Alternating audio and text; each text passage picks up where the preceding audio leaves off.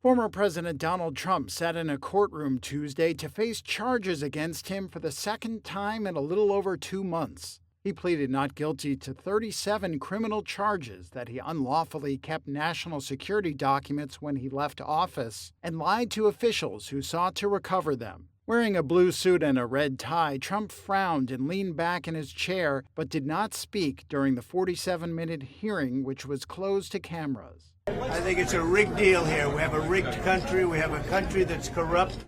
It was a contrast to later in the afternoon when Trump appeared more spirited as he met with supporters and staff at a Cuban restaurant in Miami in an unexpected stop after his arraignment.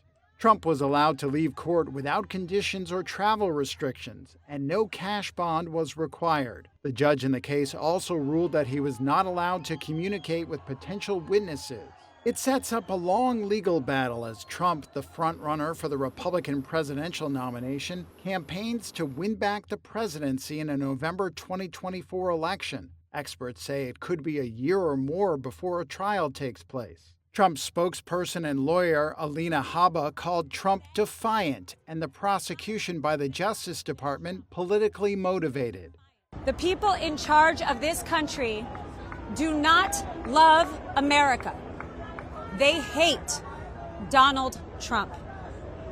What we are witnessing today is the blatant and unapologetic weaponization of the criminal justice system.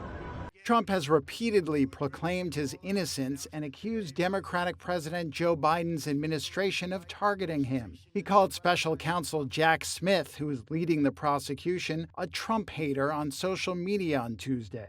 Smith accuses Trump of risking national secrets by taking thousands of sensitive papers with him when he left the White House in January 2021 and storing them in a haphazard manner at his Mar-a-Lago, Florida estate and his New Jersey golf club, according to a grand jury indictment released last week. Photos included in the indictment show boxes of documents stored on a ballroom stage, in a bathroom, and strewn across a storage room floor. The charges include violations of the Espionage Act, which criminalizes unauthorized possession of defense information, and conspiracy to obstruct justice, which carries a maximum sentence of 20 years in prison. That is the maximum sentence he faces, as he would serve any sentences concurrently if convicted. Legal experts say the evidence amounts to a strong case, and Smith has said Trump will have a speedy trial. Outside the courthouse, a small crowd of Trump supporters cheered as he came and went, while others expressed their opposition to the former president and his actions.